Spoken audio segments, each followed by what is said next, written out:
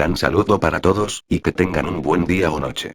Les habla el Dr. Arelis Rodríguez. A continuación, Morfofisiología Humana 1, clase vídeo orientadora 15. Tengan en cuenta que en la parte inferior de este vídeo, al darle más información se desplegará un panel donde podrán acceder a todo el material complementario, clases, consolidaciones y más. Y recuerden que si este material es de su agrado pueden colaborar, suscribiéndose para recibir más vídeos.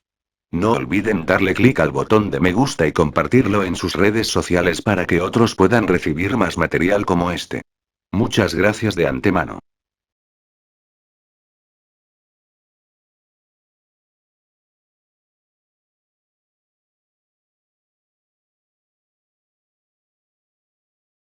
Saludos a todos y sean bienvenidos a la actividad orientadora de hoy.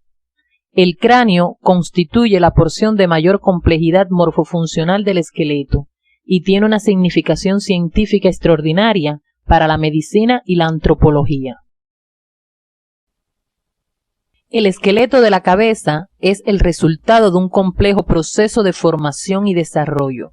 Sirve ante todo de receptáculo al encéfalo, los órganos de los sentidos y las porciones iniciales de las vías respiratoria y digestiva, hechos que justifican su división para el estudio macroscópico en dos porciones, neurocráneo y viscerocráneo. En el proceso de origen y desarrollo del neurocráneo participan las células de las crestas neurales y el mesodermo paraxial, y en él se distinguen dos porciones, una membranosa que forma los huesos planos que rodean al cerebro como una bóveda y otra cartilaginosa o condrocráneo que forma los huesos de la base. El mesénquima, derivado de las células de la cresta neural y del mesodermo paraxil, reviste al cerebro y experimenta un proceso de osificación membranosa a los lados y parte superior del mismo, formando la bóveda craneal. Observen a la izquierda una fotografía de un feto de 12 semanas teñido con técnicas especiales, donde se aprecia la presencia de los centros de osificación que crecen como agujas desde el centro primario hacia la periferia. A la derecha se ofrece una representación esquemática del mismo. El neurocráneo cartilaginoso está formado inicialmente por varios cartílagos separados, que posteriormente se fusionan y por osificación endocondral o cartilaginosa forman la base del cráneo. Observen en cortes sagitales de la región cefálica el desarrollo del condrocráneo en embriones de séptima y octava semanas, señalados con el óvalo discontinuo. En esta imagen pueden observar a la izquierda una representación de los diferentes cartílagos embrionarios que intervienen en la formación del condrocráneo, y a la derecha los nombres de las estructuras óseas definitivas. Los cartílagos que se forman en la vecindad de la notocorda derivan del mesodermo paraxial, mientras que los que se encuentran por delante de su límite rostral derivan de las células de la cresta neural. Estos contenidos deben estudiarlos siguiendo las orientaciones del CD. El cráneo del recién nacido, al igual que el fetal, es redondeado. Sus huesos son delgados y están separados entre sí por una banda de tejido conectivo que es más ancha en los sitios en que se encuentran más de dos huesos, donde se denominan fontanelas. Estas características favorecen el desarrollo del encéfalo y permiten que los huesos del cráneo se superpongan parcialmente entre sí durante el parto. La palpación de las fontanelas proporciona datos valiosos sobre la normalidad del proceso de osificación del cráneo, el crecimiento encefálico y la presión intracraneal. En esta etapa, el cráneo es grande en proporción con el resto del cuerpo y la cara es relativamente pequeña en comparación con la bóveda craneal. El pequeño tamaño de la cara se debe a las reducidas dimensiones de los huesos faciales al nacer, fundamentalmente los maxilares y por el poco desarrollo de los senos paranasales. Los defectos congénitos del cráneo abarcan desde la ausencia de la bóveda craneal, como la acrania, incompatible con la vida, hasta defectos de una parte del cráneo por donde secundariamente pueden herniarse las meninges o el tejido nervioso. El cierre prematuro de una o varias suturas origina la craniosinostosis. Sus variedades dependen de la sutura que se cierre. Una de las variantes más frecuentes es la escafocefalia, donde ocurre el cierre temprano de la sutura sagital, lo que produce expansión frontal y occipital y el cráneo se torna largo y estrecho, como observan en la imagen. Otra variante es la oxicefalia o turricefalia, la que se debe a un cierre prematuro de la sutura coronal, originando un cráneo alto en forma de torre. El esqueleto facial se origina principalmente de los dos primeros arcos faringios y de las crestas neurales. Los huesos que los constituyen presentan osificación membranosa. El desarrollo del viscerocráneo está íntimamente relacionado con el proceso de formación de la cara, aspecto que estudiaremos a continuación. La evolución de la cara en la cuarta semana se caracteriza por el desarrollo de 5 prominencias o procesos alrededor del estomodeo, que son la prominencia frontonasal, los 2 procesos maxilares y los 2 mandibulares. Los procesos faciales pares derivan del primer arco faríngeo y se forman predominantemente por proliferación de células de la cresta neural que migran hacia ellos. La evolución de la cara durante la quinta semana se caracteriza por el desarrollo en la prominencia frontonasal de 2 abultamientos llamados procesos nasales, cada uno de los cuales tiene una porción medial y otra lateral. El crecimiento diferencial de los procesos nasales provoca la aparición en su centro de una depresión denominada fosita nasal, cuya evolución dará origen a la cavidad nasal. Los procesos nasales mediales se acercan hacia la línea media, producto del desarrollo facial. El mesénquima de las 5 prominencias en la séptima semana ha experimentado un crecimiento rápido que conlleva a la fusión de las mismas, quedando surcos que marcan los límites entre ellas. En la 10ª semana, la unión de todos los procesos faciales da a la cara una apariencia humana. Deben estudiar estos contenidos siguiendo las orientaciones del CD. La fusión de los procesos nasales mediales entre sí y con los procesos maxilares permiten la continuidad de los maxilares con el labio superior, así como la separación de las cavidades nasal y bucal. A medida que las prominencias nasales mediales se fusionan, forman el segmento intermaxilar, que da lugar a la parte media del labio superior o surco subnasal, un componente maxilar que comprende los 4 incisivos y sus encías correspondientes, y el paladar primario. En la 6ª semana se forman 2 prolongaciones mesenquimatosas que se extienden desde las caras internas de los procesos maxilares hacia la línea media, llamadas crestas palatinas, que en la 7ª semana se fusionan y forman el paladar secundario. La unión del paladar primario con el secundario forma el paladar definitivo. La marca de esta unión en la línea media es el agujero incisivo. Cuando ocurre un defecto de fusión entre los procesos durante el desarrollo de la cara, se pueden presentar diferentes hendiduras faciales. Las hendiduras del labio superior y del paladar son frecuentes. El defecto puede producirse a nivel de la fusión del proceso nasal lateral de un lado con el proceso maxilar correspondiente. Consecuentemente, no se une el paladar primario con el secundario en uno de los lados, originando un labio leporino unilateral que puede afectar el labio y la encía, o el labio, la encía y el paladar primario.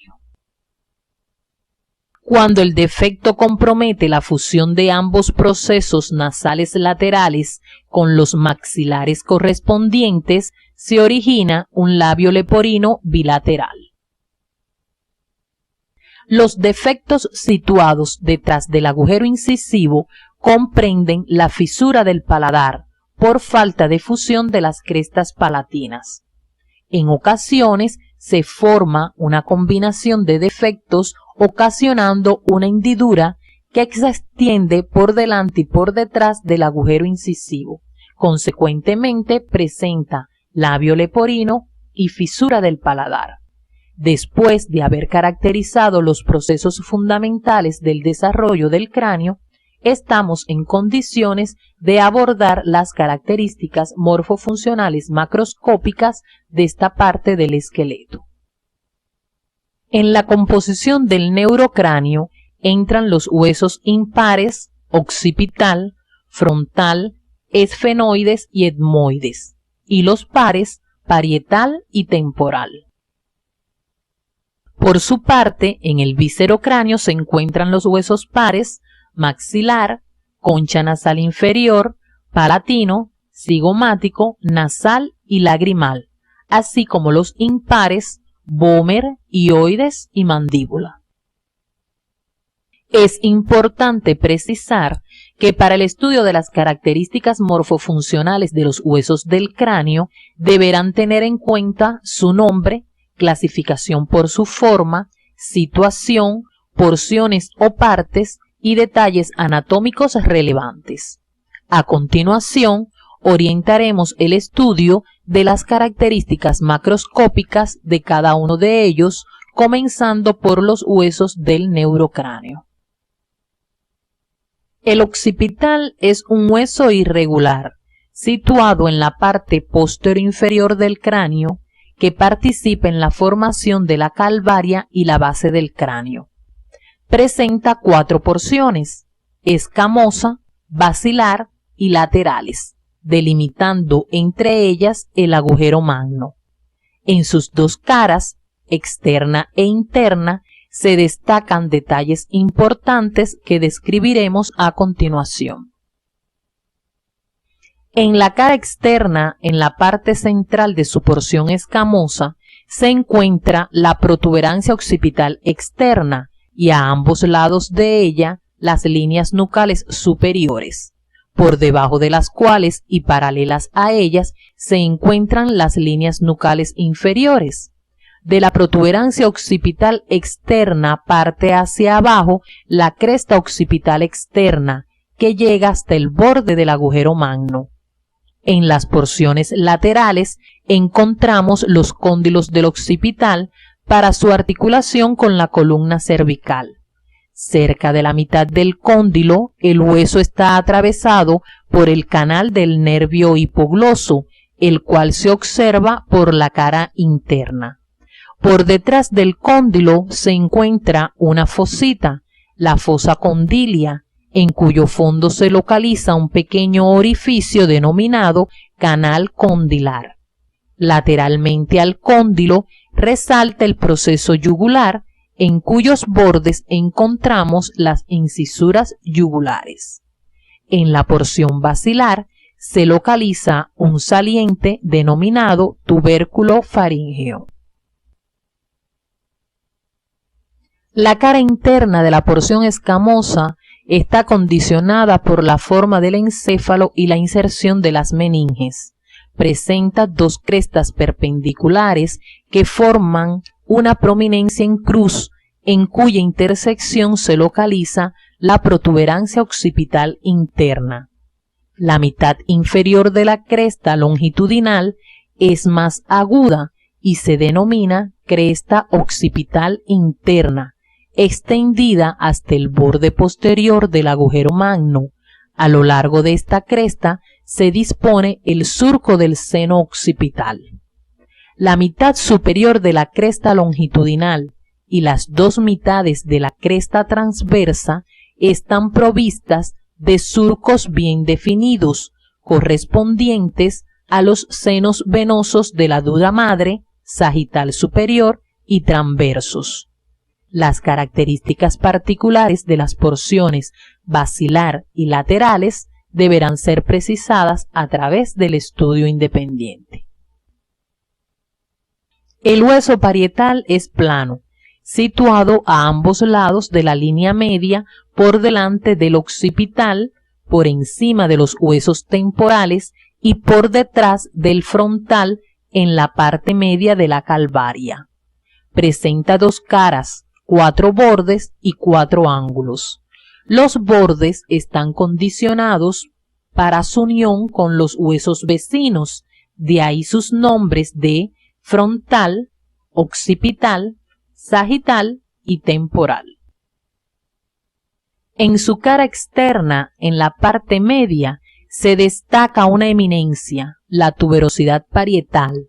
Por debajo de ella se ven dos líneas curvas, las líneas temporales superior e inferior, sitios de inserción de la fascia y el músculo temporal. Observen en la imagen, además, los ángulos de este hueso, los que se nombran frontal, occipital, esfenoidal y mastoideo. La cara interna es cóncava y está condicionada por la aplicación del cerebro y la dura madre. En ella se observan los bordes del surco del seno sagital superior, el surco de la arteria meningia media y las fositas de las granulaciones aracnoideas. El hueso frontal es un hueso plano que participa en la constitución de la calvaria. Presenta una cavidad llena de aire, el seno frontal, lo que lo hace neumático. Está situado en la parte anterosuperior del cráneo y presenta 4 porciones, escamosa, orbitales y nasal. La escama del frontal, por su cara externa, presenta 2 protuberancias denominadas eminencias frontales.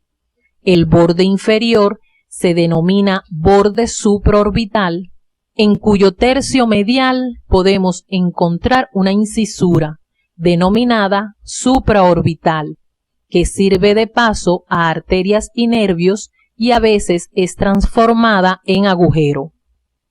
Por encima del borde supraorbitario se ven 2 eminencias que reciben el nombre de arcos superciliares, las que se reúnen en la línea media, formando una prominencia por encima de la raíz de la nariz, denominada eminencia frontal o glabela.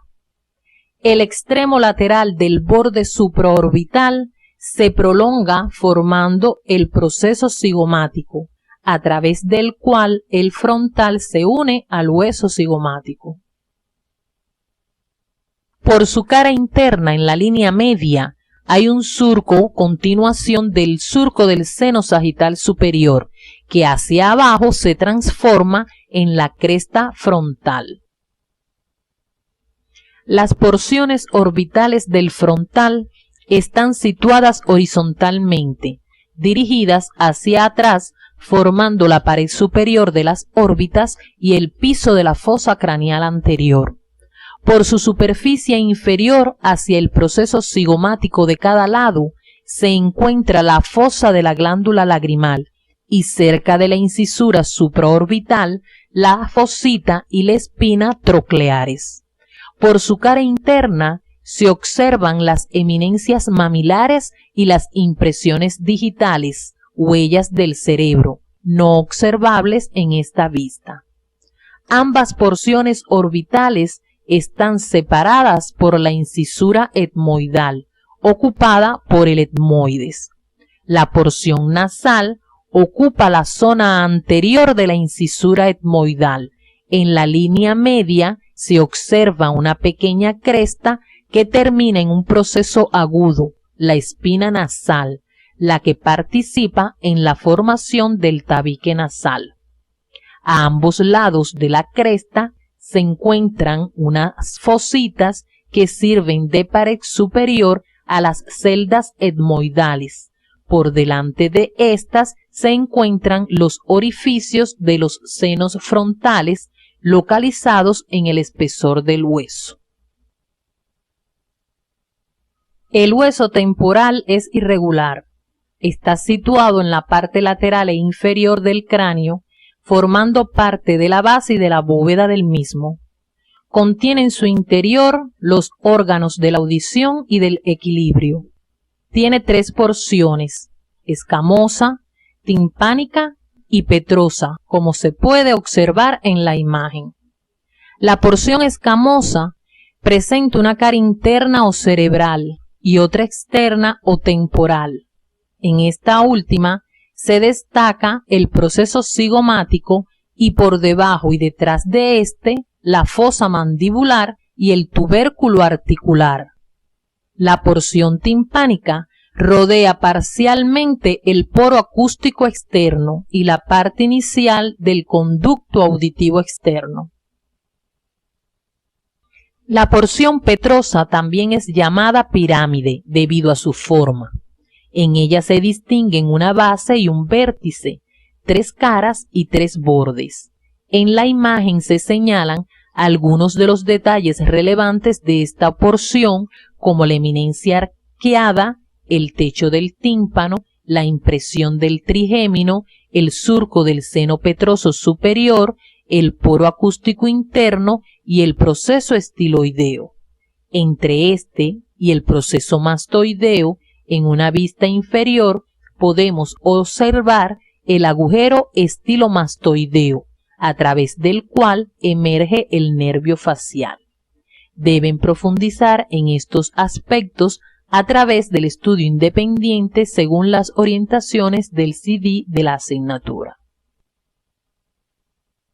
El hueso esfenoides recuerda por su forma a un murciélago, por lo que se clasifica como un hueso irregular y neumático. Se encuentra situado en la base del cráneo, por delante del hueso occipital, entre ambos temporales y por detrás del etmoides. En él se distinguen un cuerpo, 2 alas mayores, 2 alas menores y 2 procesos pterigoideos. El cuerpo del esfenoides presenta en su cara superior una depresión denominada silla turca, donde se encuentra una fosita ocupada por la glándula hipófisis. Por delante se encuentra una elevación denominada tubérculo de la silla, donde se sitúa transversalmente el surco quiasmático, cuya continuación lateral son los canales ópticos. Por detrás, la silla turca está limitada por el dorso de la silla, del que sobresalen lateralmente los procesos clinoideos posteriores. A ambos lados de la silla turca se encuentra el surco carotídeo, huella de la arteria carótida interna que deben profundizar en su estudio independiente. En una vista posterior se pueden observar las alas menores del esfenoides, cuyos bordes posteriores son libres y terminan medialmente en los procesos clinoideos anteriores. Desde las caras laterales del cuerpo esfenoidal parten las alas mayores, en las cuales se localizan agujeros para el paso de vasos y nervios. De su borde posterior parte una eminencia aguda, la espina del esfenoides. Entre las alas menores y las mayores se encuentra la fisura orbital superior, que comunica la cavidad craneal con las órbitas. El hueso etmoides es un hueso irregular y neumático, situado por delante del esfenoides y por debajo del frontal entre las cavidades orbitales. Participa en la formación de las cavidades nasal y orbitales. Este hueso presenta 4 porciones, una lámina horizontal, una lámina perpendicular que forma gran parte del septo nasal y 2 masas laterales que constituyen parte de la pared de la cavidad nasal y medial de las órbitas. En ellas se encuentran las celdillas etmoidales. Una vista superior del etmoides nos permite apreciar la lámina horizontal o cribosa, con abundantes orificios para el paso de los filetes olfatorios, y la parte superior de la lámina perpendicular llamada apófisis cristagalli, además de la parte superior de las masas laterales. En su estudio independiente deben profundizar en la participación de las masas laterales en las paredes laterales de la cavidad nasal. Una vez orientado el estudio de los huesos del neurocráneo, nos referiremos seguidamente a las características más significativas de los huesos del viscerocráneo, en particular del maxilar y la mandíbula, por su mayor relevancia en la práctica médica. El maxilar es un hueso neumático de forma irregular, situado por encima de la cavidad oral y a ambos lados de la cavidad nasal, constituido por un cuerpo y 4 procesos: frontal, alveolar, cigomático y palatino. El cuerpo contiene una cavidad, el seno maxilar, que se abre en la cavidad nasal por un amplio orificio, el hiato maxilar. La mandíbula es un hueso irregular situado en la parte inferior del esqueleto de la cara, por debajo de los huesos maxilares. Está formada por un cuerpo y 2 ramas. Estas últimas se unen al cuerpo formando el ángulo mandibular. En la cara externa del ángulo mandibular se encuentra la tuberosidad massetérica y por su cara interna la tuberosidad pterigoidea, sitios de inserciones musculares. En la superficie externa del cuerpo mandibular, en la línea media se observa la sínfisis mentoniana y hacia su extremo inferior la prominencia mental. Más lateralmente, hacia las caras laterales del cuerpo, se abren los agujeros mentales, orificios de salida del nervio mandibular de cada lado. Desde estos agujeros hacia atrás y arriba se extiende la línea oblicua de la mandíbula. La rama mandibular termina en 2 procesos, uno anterior o coronoideo, sitio de inserciones musculares, y otro posterior, el condilar, dotado de una superficie articular para formar una unión sinovial con el hueso temporal. Ambos procesos están separados por la incisura sigmoidea. En el cuerpo mandibular, por su cara interna en la línea media, sobresalen las 2 espinas mentales. A ambos lados de estas encontramos las fosas digástricas, desde donde se extienden hacia atrás y arriba las líneas miloioideas. En la cara interna de cada rama se encuentra el agujero mandibular, que conduce al canal mandibular y en cuyo borde anterior se encuentra la língula. Por detrás de la língula se inicia de abajo hacia adelante el surco miloioideo. El resto de los huesos del viscerocráneo son de menor complejidad en su descripción y deberán ser precisados a través del estudio independiente. Hasta aquí hemos analizado las principales características de los huesos que forman el neurocráneo y el viscerocráneo, los que se unen mediante articulaciones cuyas características morfofuncionales orientaremos a continuación. En el esqueleto de la cabeza existen los 3 tipos de articulaciones. Las uniones fibrosas pueden ser de distintas variedades, sindesmosis por membranas y ligamentos, suturas, gónfosis y esquindelesis. Las uniones cartilaginosas, según el tipo de cartílago que participa, pueden ser sincondrosis y sínfisis. Y la articulación sinovial presente en el cráneo es una unión condilar compleja y combinada.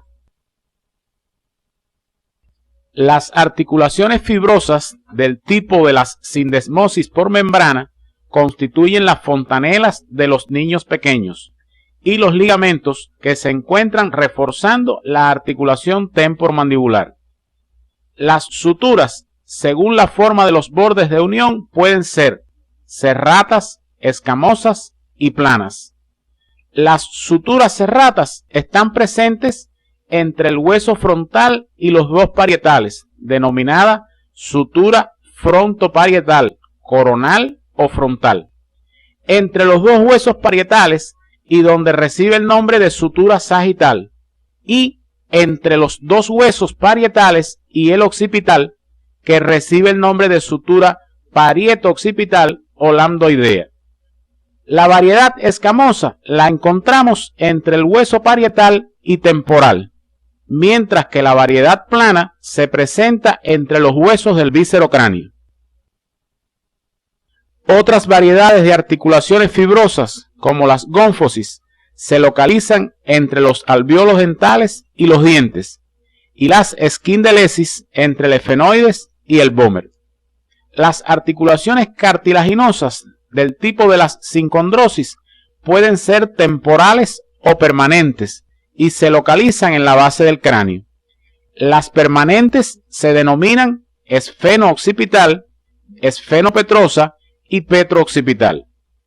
Además, en el esqueleto de la cabeza existe una articulación móvil o sinovial, la articulación temporomandibular, a cuyas características nos referiremos a continuación.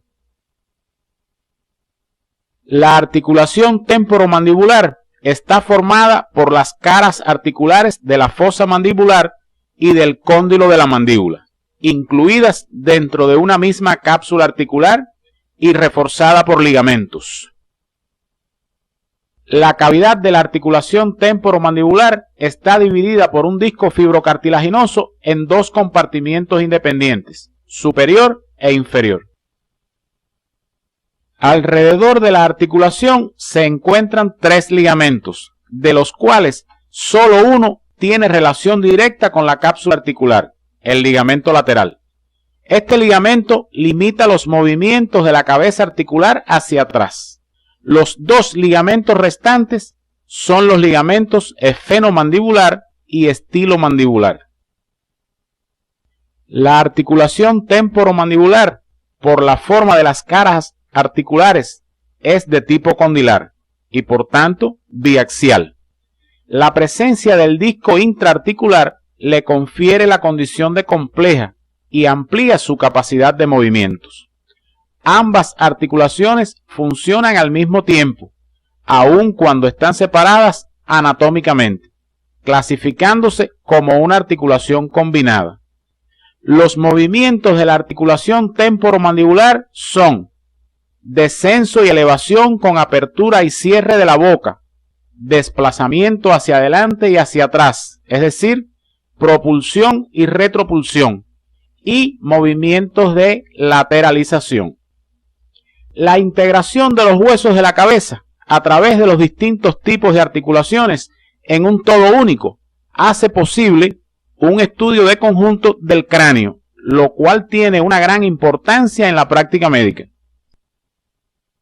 El estudio del cráneo en su conjunto se realiza mediante distintas vistas o planos denominados normas, las cuales son frontal, lateral, basales, interna y externa, sagital, vertical y posterior u occipital.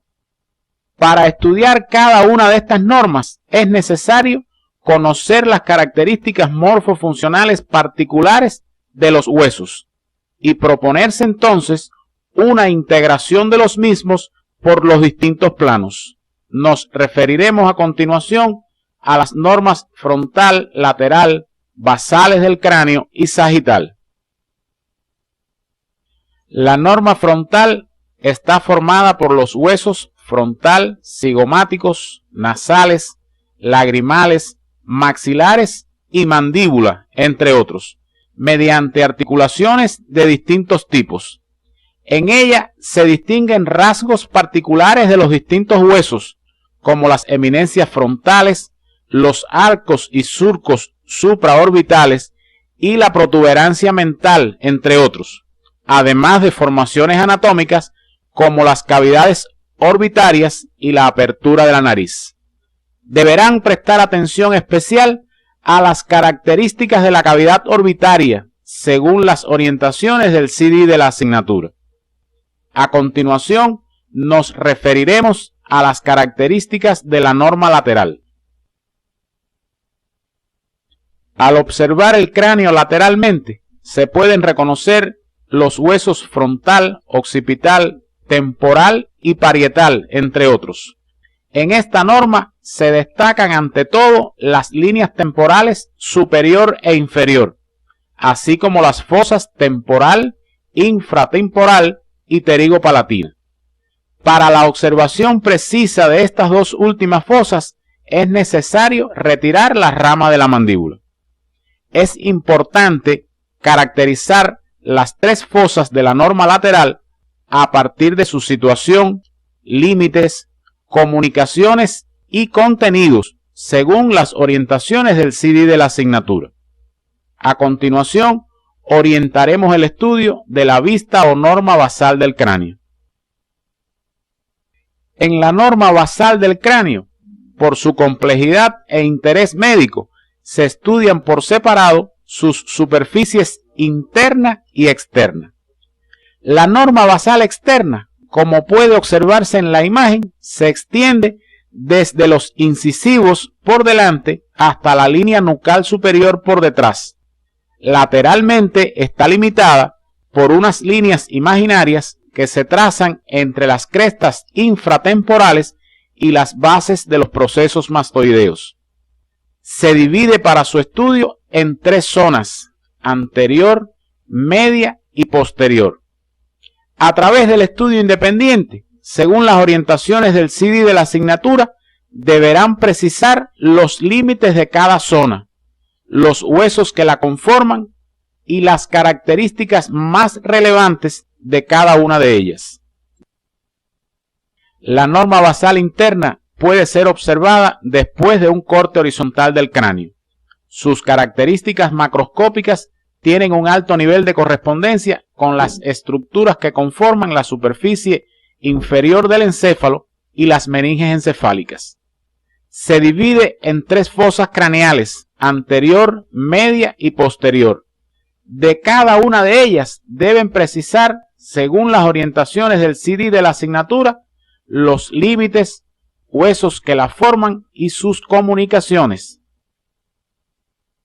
La norma sagital permite observar la superficie interior de la cavidad craneal, pero la zona más compleja y de interés médico corresponde a la cavidad nasal, a cuya caracterización deberán prestar la mayor atención en el estudio independiente de estos contenidos.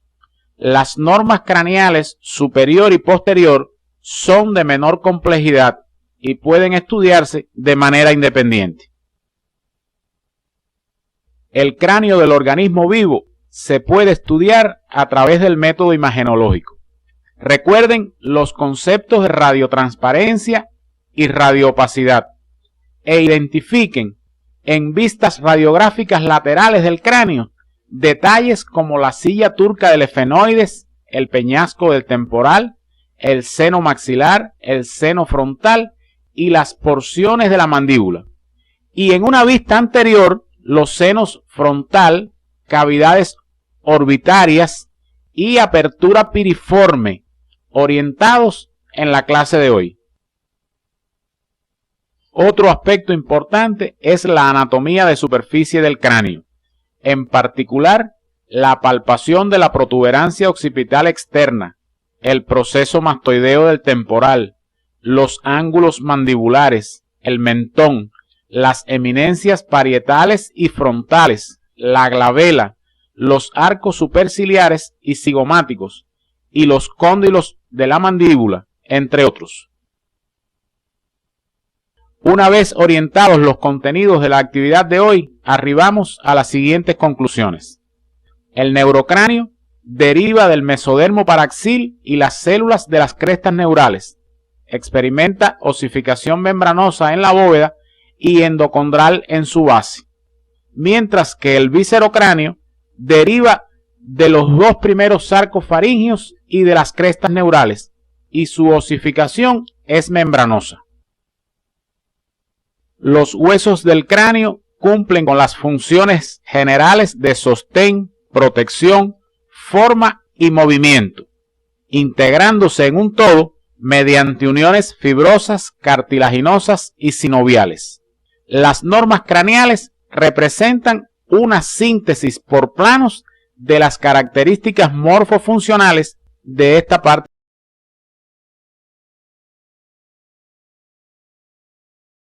El cráneo como un todo se articula directamente con la columna vertebral, otro componente del esqueleto axil, a cuyas características morfofuncionales, de conjunto con el tórax óseo, nos referiremos en la próxima actividad orientadora.